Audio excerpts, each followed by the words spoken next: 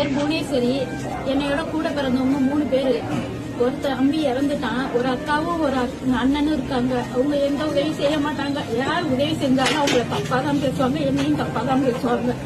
அம்மா இறந்ததுக்கு அப்புறம் எனக்கு யாருமே ஆதரவு இல்லை. இந்த வீதியில உள்ளவங்க தான் எனக்கு உதவி செய்யறாங்க.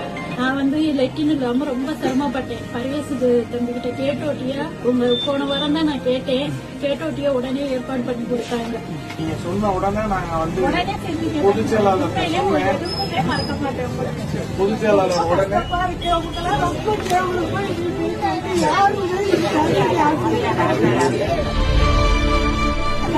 தளபதிக்கு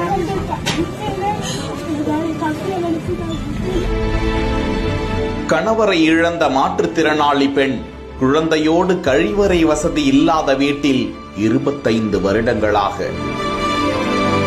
சொந்தங்களும் உதவ முன்வரவில்லை. வேதனையில்